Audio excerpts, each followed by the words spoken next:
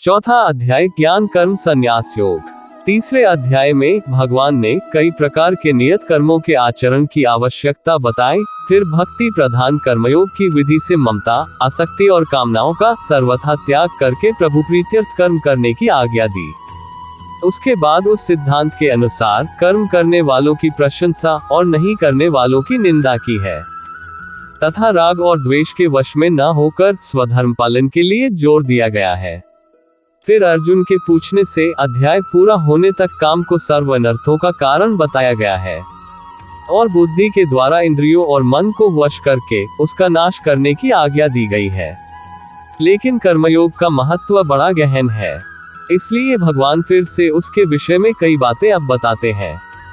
उसका आरंभ करते हुए पहले उस कर्मयोग की परंपरा बताकर उसकी महिमा सिद्ध करके प्रशंसा करते हैं। श्री भगवान बोले, मैंने इन अविनाशी योग को सूर्य से कहा था। सूर्य ने अपने पुत्र वैवस्वत मनु से कहा और मनु ने अपने पुत्र राजा इक्ष्वाकु से कहा। हे परंतप अर्जुन, इस प्रकार परंपरा से प्राप्त इस योग को राजर्षियों ने जाना, किंतु उसके बाद वह योग बहुत काल से इस पृथ्वी लोक में लुप्तप्राय हो गया। तो मेरा भक्त और प्रिय सखा है, इसलिए यह पुरातन योग आज मैंने तुझे कहा है, क्योंकि यह बड़ा ही उत्तम रहस्य है, अर्थात गुप्त रखने योग्य विषय है। अर्जुन बोले, आपका जन्म तो अर्वाचीन अभी हाल ही का है और सूर्य का जन्म बहुत पुराना है, अर्थात कल्प के आदि में हो चुका था। तब मैं इस बात को कैसे समझूं कि आप ही ने कल्प के आदि में ये योग कहा था। श्री भगवान बोले, हे परंतप अर्जुन, मेरे और तेरे बहुत से जन्म हो चुके हैं, उन सबको तू नहीं जानता, किंतु मैं जानता हूँ। मैं अजन्मा और अविनाशी स्वरूप होते हुए भी तथा समस्त प्राणियों का ईश्वर होते हुए भी अपनी प्रकृति को अधीन करके अपनी योगमाया से प्रकट होता हूँ। हे भारत, जब जब धर्म की हानि और अधर्म की वृद्धि होती है तब तभी मैं अपने रूप को रचता हूँ, अर्थात साकार रूप से लोगों के सम्मुख प्रकट होता हूँ। साधु पुरुषों का उद्धार करने के लिए, पाप कर्म करने वालों का विनाश करने के लिए और धर्म की अच्छी तरह से स्थापना करने के लिए मैं युग युग में प्रकट हुआ करता हूँ। हे अर्जुन, मेरे जन्म और कर्म दिव्य अर्थात निर्मल और अलौकिक है। इस प्रकार जो मनुष्य तत्व से जान लेता है वह शरीर को त्याग कर फिर जन्म को प्राप्त नहीं होता, किंतु मुझे ही प्राप्त होता है।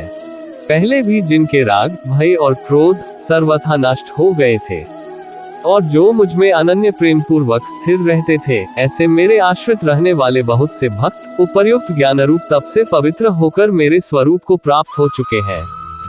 हे अर्जुन, जो भक्त मुझे जिस प्रकार भजते हैं मैं भी उनको उसी प्रकार भजता हूँ, क्योंकि सभी मनुष्य सब प्रकार से मेरे ही मार्ग का अनुसरण करते हैं। इस मनुष्य लोक में कर्मों के फल को चाहने वाले लोग देवताओं का पूजन किया करते हैं, क्योंकि उनको कर्मों से उत्पन्न होने वाली सिद्धि शीघ्र मिल जाती है। ब्राह्मण, क्षत्रिय, वैश्य और शूद्र, इन चार वर्णों का समूह गुण और कर्मों के विभाग पूर्वक मेरे द्वारा रचा गया है। इस प्रकार उस सृष्टि रचनादि कर्म का कर्ता होने पर भी मुझ अविनाशी परमेश्वर को तू वास्तव में अकर्ता ही जान। कर्मों के फल में मेरी स्पृहा नहीं है, इसलिए मुझे कर्म लिप्त नहीं करते। इस प्रकार जो मुझे तत्व से जान लेता है वह भी कर्मों से नहीं बंधता। पूर्व काल में मुमुक्षुओं ने भी इस प्रकार जानकर ही कर्म किए हैं, इसलिए तू भी पूर्वजों द्वारा सदा से किए जाने वाले कर्मों को ही कर। कर्म क्या है और अकर्म क्या है, इस प्रकार इसका निर्णय करने में बुद्धिमान पुरुष भी मोहित हो जाते हैं। इसलिए वह कर्म तत्व मैं तुझे भली भांति समझाकर कहूंगा, जिसे जानकर तू अशुभ से अर्थात कर्म बंधन से मुक्त हो जाएगा। कर्म का स्वरूप भी जानना चाहिए और अकर्म का स्वरूप भी जानना चाहिए तथा विकर्म का स्वरूप भी जानना चाहिए, क्योंकि कर्म की गति गहन है। जो मनुष्य कर्म में अकर्म देखता और जो अकर्म में कर्म देखता है वह मनुष्यों में बुद्धिमान है और वह योगी समस्त कर्मों को करने वाला है। जिसके संपूर्ण शास्त्र सम्मत कर्म बिना कामना और संकल्प के होते हैं तथा जिसके समस्त कर्म ज्ञान रूप अग्नि के द्वारा भस्म हो गए हैं, उस महापुरुष को ज्ञानी जन भी पंडित कहते हैं। जो पुरुष समस्त कर्मों में और उनके फल में आसक्ति का सर्वथा त्याग करके संसार के आश्रय से रहित हो गया है और परमात्मा में नित्य तृप्त है, वह कर्मों में भली भांति बरतता हुआ भी वास्तव में कुछ भी नहीं करता। जिसका अंतःकरण और इंद्रियों के सहित शरीर जीता हुआ है और जिसने समस्त भोगों की सामग्री का परित्याग कर दिया है, ऐसा आशारहित पुरुष केवल शरीर संबंधी कर्म करता हुआ भी पापों को नहीं प्राप्त होता। जो बिना इच्छा के अपने आप प्राप्त हुए पदार्थ में सदा संतुष्ट रहता है, जिसमें ईर्ष्या का सर्वथा अभाव हो गया है, जो हर्ष शोक आदि द्वंद्वों में सर्वथा अतीत हो गया है, ऐसा सिद्धि और असिद्धि में सम रहने वाला कर्मयोगी कर्म करता हुआ भी उनसे नहीं बंधता। जिसकी आसक्ति सर्वथा नष्ट हो गई है, जो देहाभिमान और ममता रहित हो गया है, जिसका चित्त निरंतर परमात्मा के ज्ञान में स्थित रहता है, ऐसा केवल यज्ञ संपादन के लिए कर्म करने वाले मनुष्य के संपूर्ण कर्म भली भांति विलीन हो जाते हैं। जिस यज्ञ में अर्पण अर्थात श्रुवा आदि भी ब्रह्म है और हवन किए जाने योग्य द्रव्य भी ब्रह्म है, तथा ब्रह्मरूप कर्ता के द्वारा ब्रह्मरूप अग्नि में आहुति देना रूप क्रिया भी ब्रह्म है, उस ब्रह्म कर्म में स्थित रहने वाले योगी द्वारा प्राप्त किए जाने वाले योग्य फल भी ब्रह्म ही है। दूसरे योगी जन देवताओं के पूजन रूप परब्रह्मा परमात्मा रूप अग्नि में अभेद दर्शन रूप यज्ञ के द्वारा ही आत्म रूप यज्ञ का हवन किया करते हैं। अन्य योगी जन श्रोत्र आदि समस्त इंद्रियों को संयम रूप अग्नियों में हवन किया करते हैं और दूसरे लोग शब्द आदि समस्त विषयों को इंद्रिय रूप अग्नियों में हवन किया करते हैं। दूसरे योगी जन इंद्रियों की संपूर्ण क्रियाओं को और प्राण की समस्त क्रियाओं को ज्ञान से प्रकाशित आत्मसंयम योग रूप अग्नि में हवन किया करते हैं। कई पुरुष द्रव्य संबंधी यज्ञ करने वाले हैं, कितने ही तपस्या रूप यज्ञ करने वाले हैं, तथा दूसरे कितने ही योग रूप यज्ञ करने वाले हैं, कितने ही अहिंसादि तीक्ष्ण व्रतों से युक्त यत्नशील पुरुष स्वाध्याय रूप ज्ञान यज्ञ करने वाले हैं। दूसरे कितने ही योगी जन अपान वायु में प्राणवायु को हवन करते हैं, वैसे ही अन्य योगी जन प्राणवायु में अपान वायु को हवन करते हैं, तथा अन्य कितने ही नियमित आहार करने वालों प्राणायाम परायण पुरुष प्राण और अपान की गति को रोककर प्राणों को प्राणों में ही हवन किया करते हैं। ये सभी साधक यज्ञों द्वारा पापों का नाश कर देने वाले और यज्ञों को जानने वाले हैं।